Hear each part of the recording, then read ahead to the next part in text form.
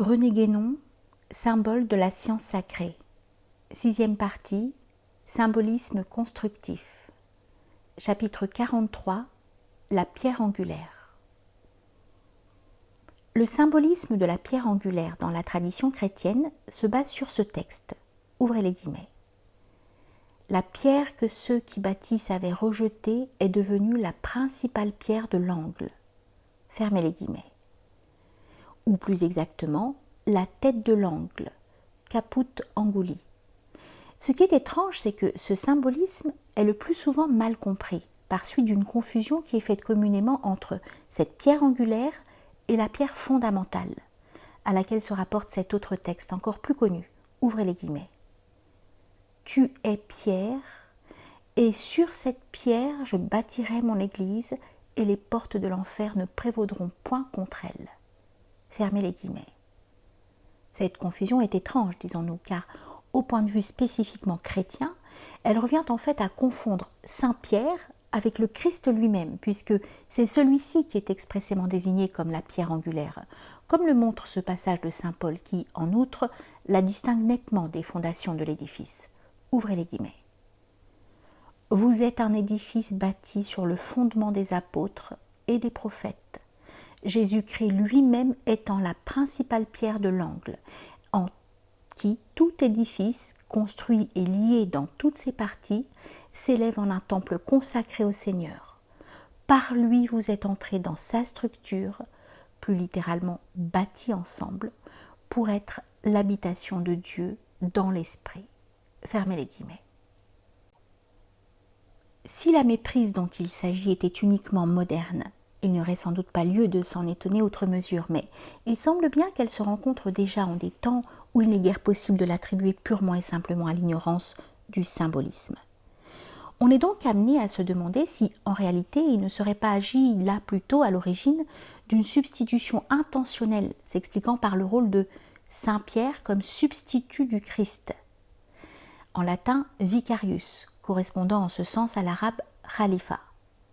S'il en était ainsi, cette façon de voiler le symbolisme de la pierre angulaire semblerait indiquer qu'il était considéré comme contenant quelque chose de particulièrement mystérieux. Et l'on verra par la suite qu'une telle supposition est loin d'être injustifiée. Quoi qu'il en soit, il y a dans cette identification des deux pierres, même au point de vue de la simple logique, une impossibilité qui apparaît clairement dès qu'on examine avec un peu d'attention les textes que nous avons cités. La pierre fondamentale est celle qui est posée en premier lieu, au début même de la création d'un édifice, et c'est pourquoi elle est appelée aussi première pierre. Comment donc pourrait-elle être rejetée au cours de cette même construction ? Pour qu'il en soit ainsi, il faut au contraire que la pierre angulaire soit telle qu'alors elle ne puisse pas encore trouver sa place. Et en effet, comme nous le verrons, elle ne peut la trouver qu'au moment de l'achèvement de l'édifice tout entier, et c'est ainsi qu'elle devient réellement la tête de l'angle. Dans un article que nous avons déjà signalé, Ananda Coomaraswamy remarque que l'intention du texte de saint Paul est évidemment de représenter le Christ comme l'unique principe dont dépend tout l'édifice de l'Église, et il ajoute que le principe d'une chose n'est ni une de ses parties parmi les autres, ni la totalité de ces parties, mais ce en quoi toutes les parties sont réduites à une unité sans composition. La pierre fondamentale peut bien en un certain sens être appelée une pierre d'angle, ainsi qu'on le fait habituellement puisqu'elle est placée à un angle ou à un coin de l'édifice, mais elle n'est pas unique comme telle, l'édifice ayant nécessairement 4 angles. Et même si l'on veut parler plus particulièrement de la première pierre, elle ne diffère en rien des pierres de base des autres angles, sauf par sa situation. Et elle ne s'en distingue ni par sa forme, ni par sa fonction, n'étant en somme que l'un des 4 supports égaux entre eux. On pourrait dire que l'une quelconque de ces 4 pierres reflète en quelque façon le principe dominant de l'édifice, mais elle ne saurait aucunement être regardée comme étant ce principe même. D'ailleurs, si c'était réellement là ce dont il s'agit, on ne pourrait même pas parler logiquement de la pierre angulaire, puisqu'en fait, il y en aurait 4.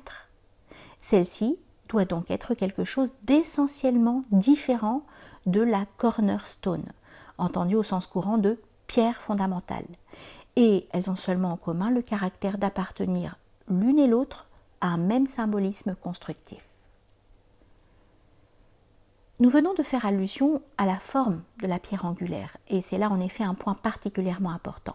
C'est parce que cette pierre a une forme spéciale et unique, qui la différencie de toutes les autres, que non seulement elle ne peut trouver sa place au cours de la construction, mais que même les constructeurs ne peuvent pas comprendre quelle est sa destination.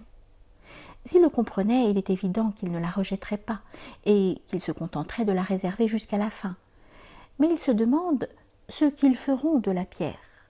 Et ne pouvant trouver une réponse satisfaisante à cette question, ils décident, la croyant inutilisable, de la rejeter parmi les décombres. La destination de cette pierre ne peut être comprise que par une autre catégorie de constructeurs qui, à ce stade, n'interviennent pas encore. Ce sont ceux qui sont passés de l'équerre au compas. Et par cette distinction, il faut naturellement entendre celle des formes géométriques que ces deux instruments servent respectivement à tracer, c'est-à-dire la forme carrée et la forme circulaire, qui symbolisent d'une façon générale, comme on le sait, la terre et le ciel. Ici, la forme carrée correspond à la partie inférieure de l'édifice et la forme circulaire à sa partie supérieure, qui, dans ce cas, doit donc être constituée par un dôme ou une voûte. En effet, la pierre angulaire est bien en réalité une clé de voûte, keystone.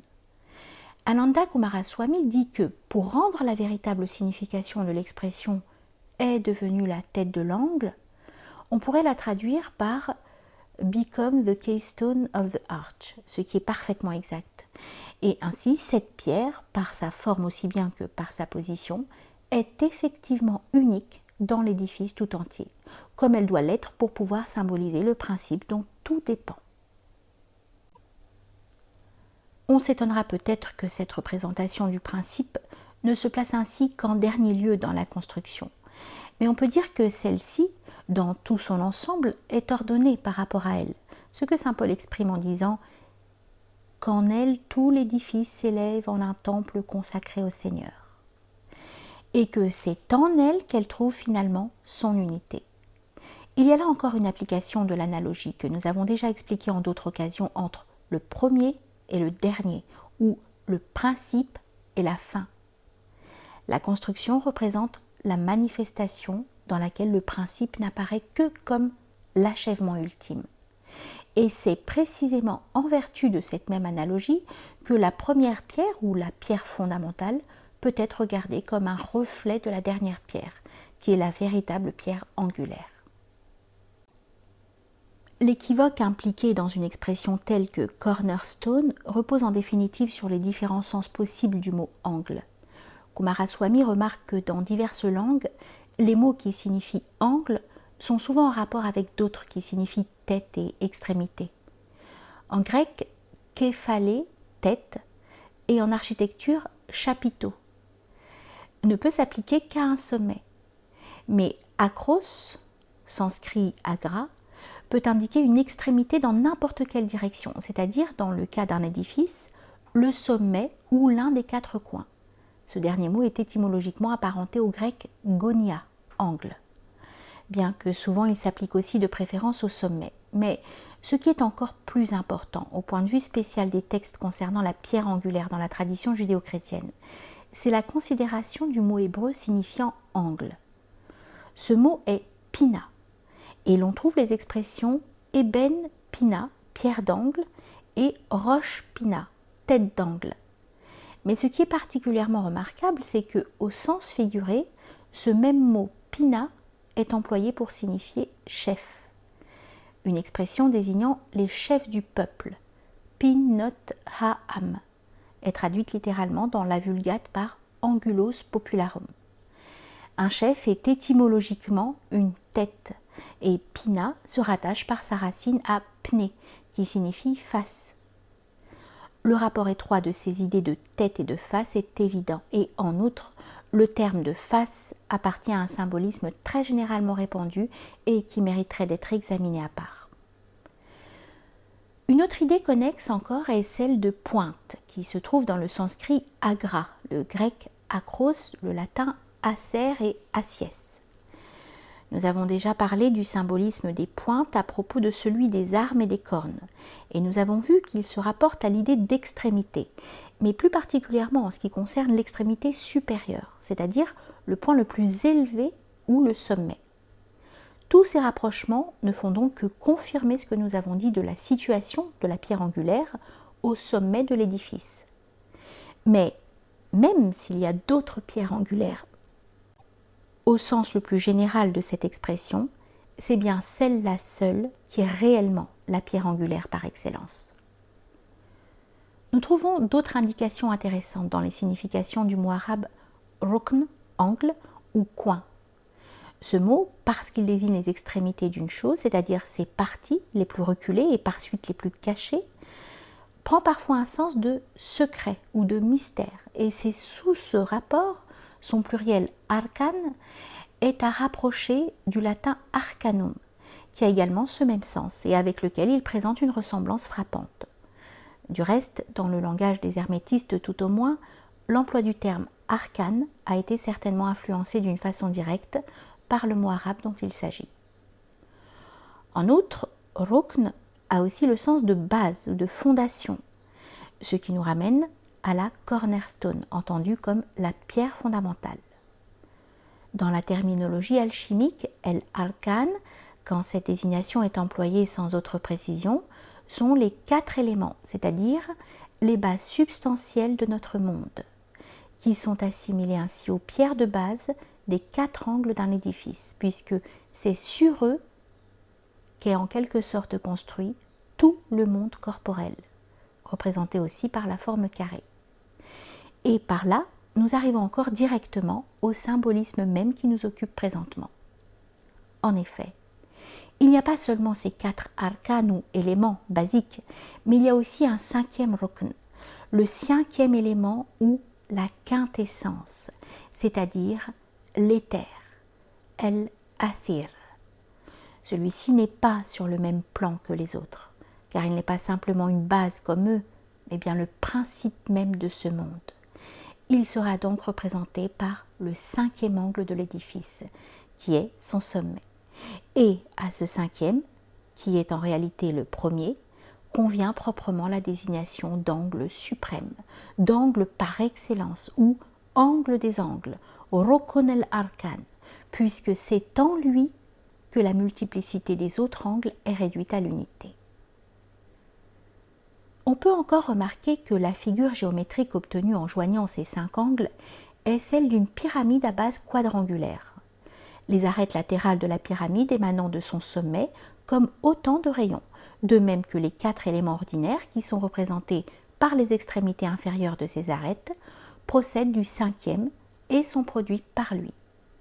Et c'est aussi suivant ces mêmes arêtes que nous avons assimilé intentionnellement à des rayons pour cette raison, et aussi en vertu du caractère solaire du point dont elles sont issues, d'après ce que nous avons dit au sujet de l'œil du dôme, que la pierre angulaire du sommet se reflète en chacune des pierres fondamentales des 4 angles de la base.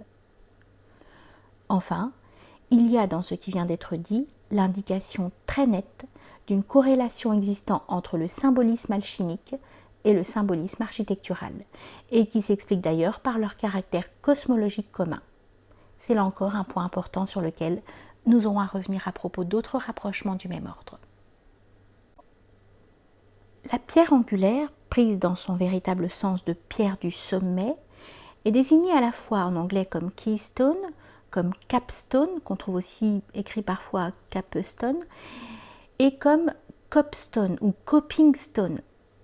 Le premier de ces 3 mots est facilement compréhensible car c'est l'équivalent exact du terme français, clé de voûte, ou d'arc, le mot pouvant en réalité s'appliquer à la pierre qui forme le sommet d'un arc aussi bien que d'une voûte. Mais les 2 autres demandent un peu plus d'explication. Dans capstone, le mot cap est évidemment le latin caput, tête, ce qui nous ramène à la désignation de cette pierre comme la tête de l'angle. C'est proprement la pierre qui achève ou couronne un édifice. Et c'est aussi un chapiteau, qui est de même le couronnement d'une colonne. Nous venons de parler d'achèvement, et les 2 mots cap et chef sont en effet étymologiquement identiques.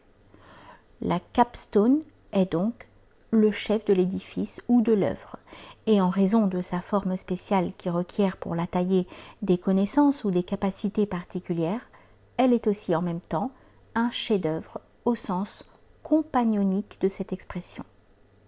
C'est par elle que l'édifice est complètement terminé, ou en d'autres termes, qu'il est finalement amené à sa perfection. Quant au terme copestone, le mot cop exprime l'idée de couvrir.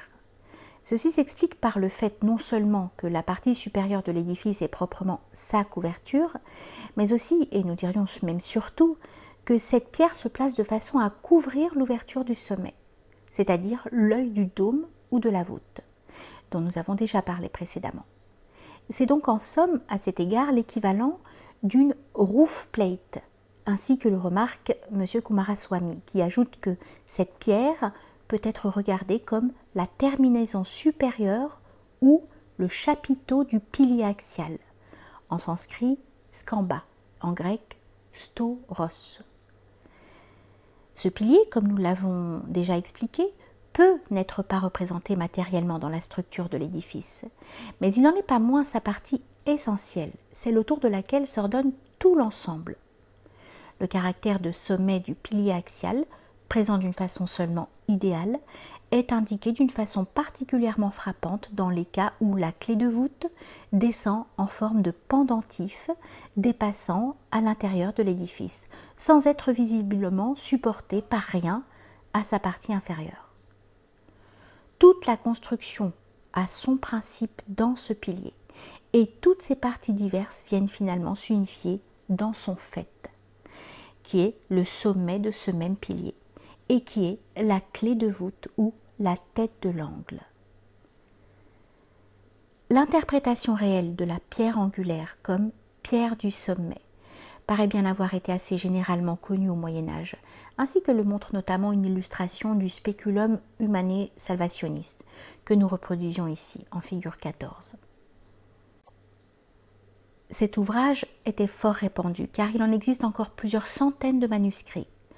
On voit dans cette illustration deux maçons tenant une truelle d'une main et de l'autre soutenant la pierre qu'ils s'apprêtent à poser au sommet d'un édifice, apparemment la tour d'une église dont cette pierre doit compléter le sommet, ce qui ne laisse aucun doute sur sa signification. Il y a lieu de remarquer, à propos de cette figure, que la pierre dont il s'agit en tant que clé de voûte, ou dans toute autre fonction similaire suivant la structure de l'édifice qu'elle est destinée à couronner, ne peut, par sa forme même, être placée que par le haut, sans quoi d'ailleurs il est évident qu'elle pourrait tomber à l'intérieur de l'édifice. Par là, elle représente en quelque sorte la pierre descendue du ciel, expression qui s'applique fort bien au Christ et qui rappelle aussi la pierre du Graal. De plus, il y a encore là un autre point important à signaler. Monsieur Erwin Panofsky a remarqué que cette même illustration montre la pierre sous l'aspect d'un objet en forme de diamant, ce qui la rapproche encore de la pierre du Graal, puisque celle-ci est également décrite comme taillée à facettes.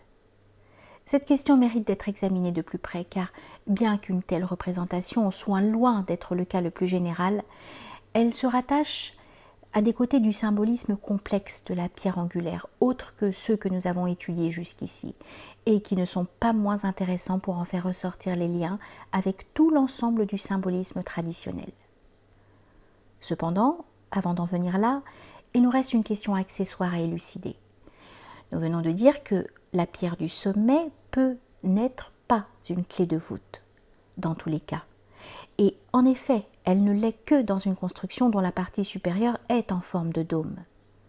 Dans tout autre cas, par exemple celui d'un bâtiment surmonté d'un toit pointu ou en forme de tente, il n'y en a pas moins une dernière pierre qui, placée au sommet, joue à cet égard le même rôle que la clé de voûte, et par conséquent correspond aussi à celle-ci au point de vue symbolique, mais sans pourtant qu'il soit possible de la désigner par ce nom.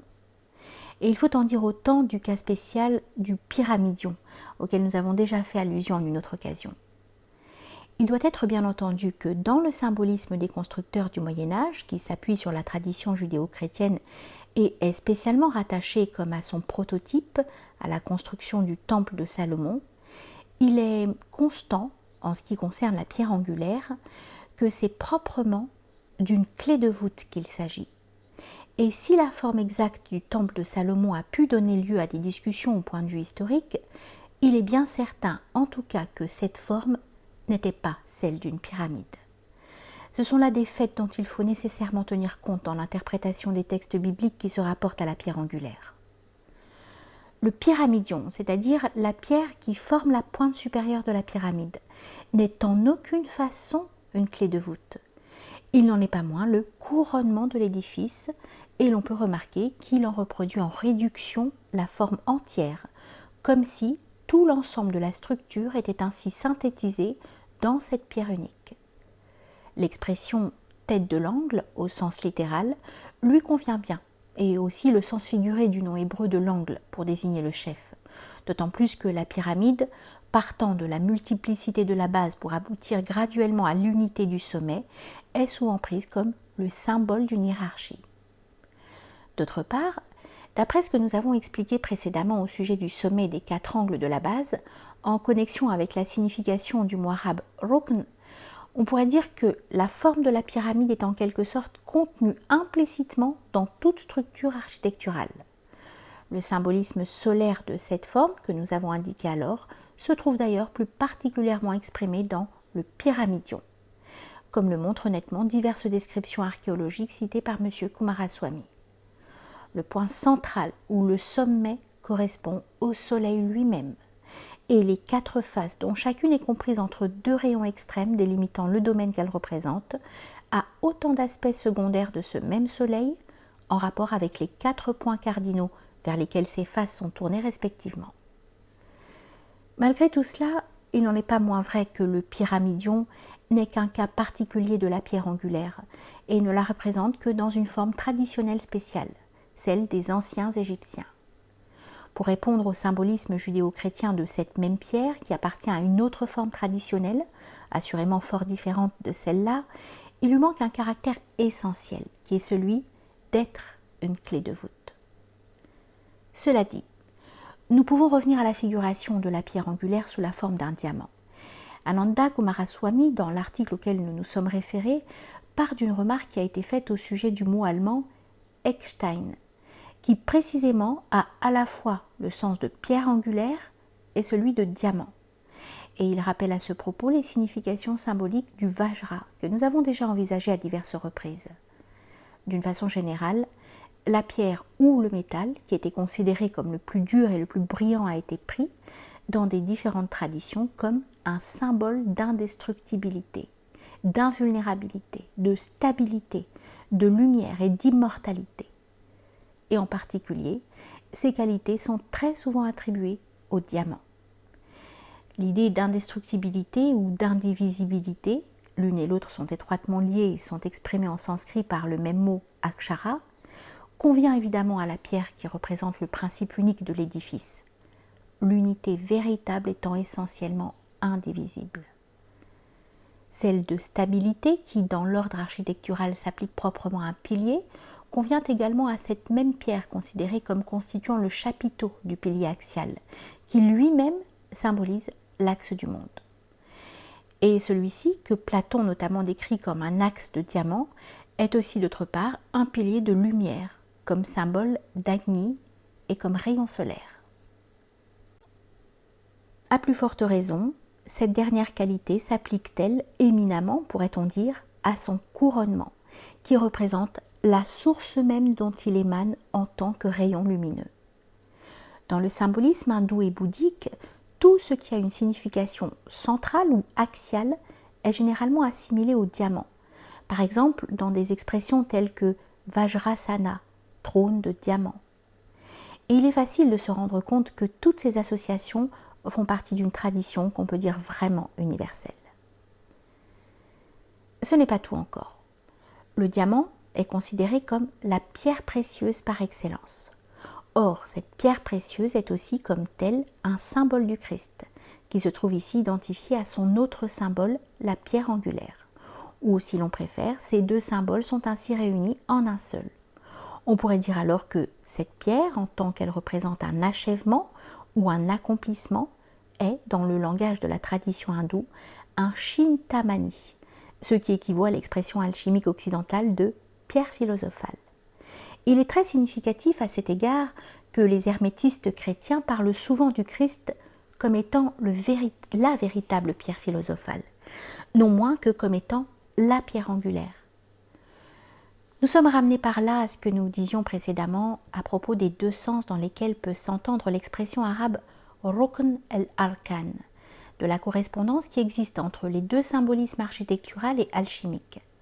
Et pour terminer par une remarque d'une portée tout à fait générale, cette étude déjà longue mais sans doute encore incomplète, car le sujet est de ceux qui sont presque inépuisables, nous pouvons ajouter que cette correspondance même n'est au fond qu'un cas particulier de celle qui existe pareillement, quoique d'une façon qui n'est peut-être pas toujours aussi manifeste, entre toutes les sciences et tous les arts traditionnels, parce qu'ils ne sont tous, en réalité, qu'autant d'expressions et d'applications diverses des mêmes vérités d'ordre principiel et universel.